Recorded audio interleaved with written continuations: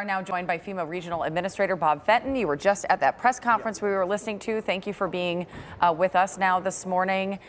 Can you go ahead? You talked a little bit about this in the press conference itself. I don't know that people know exactly what type of assistance they have available to them. You talked about things like funeral costs, temporary housing, home repairs. Can you just walk through what people need to know? Yeah, so first I would just urge everyone to apply to disasterassistance.gov or phone our 1-800-621-3362 number. And those are really individuals who are impacted by the fire, whether evacuated or received damage, should be applying. Also, just the head of the household. And the types of assistance first they'll be eligible for is something called serious needs assistance, which gives a one-time grant to go ahead and offset the costs that you might have incurred while evacuating, up to $770. Things like gas, food, water, maybe baby supplies, those kind of things. And then in addition, as you complete your application, there's other forms of assistance that could be provided, both for you as an individual, such as damage to your car, such as critical necessities in your household, medical bills, funeral expenses, or if you're a homeowner, damages to your house. Both of those grants are a max of $43,600. The state adds $10,000 to the repair grant if someone receives a max grant. So those are the types of assistance we provide. In addition to that, we can provide temporary housing for individuals for up to 18 months if displaced from their home for that length of time. That is so helpful for people to hear. When it comes to housing, I know you're working, it's chaotic right now, you're working on the short-term plans, but a lot of these people are going to be out of their homes for a very long time to come. What is the plan in terms of housing? Are you going to set up trailers? What's the plan? Well, those are decisions up to the city and county and the communities that have been impacted by the fires.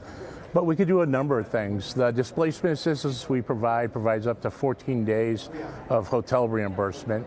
We then provide rental assistance so individuals could go rent units on their own.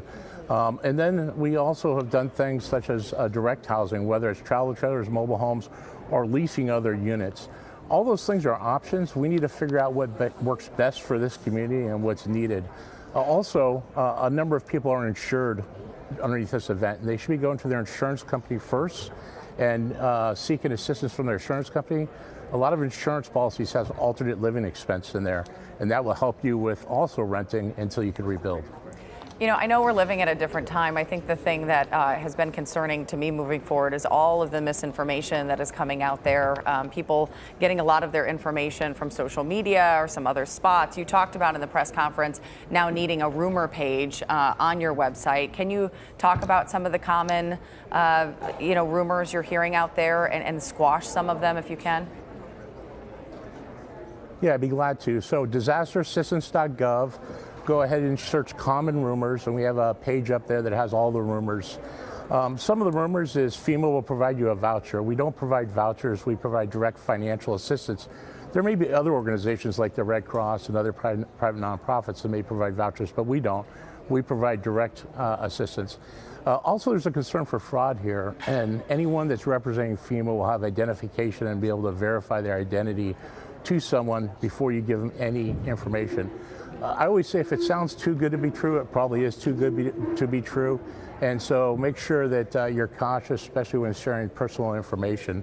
One of the other rumors out there is that FEMA is going to cover 100% of your losses. And again, we provide up to 2 grants of $43,600 and temporary housing for those that's displaced or rental assistance. But there's other federal agencies that provide grants. For example, SBA provides loans up to $500,000, and there's other forms of assistance that may be available. So the best thing to do is if you're insured, go to your insurance company first. Because of our new changes in authority, we can then help you, if you're underinsured, with additional assistance from FEMA.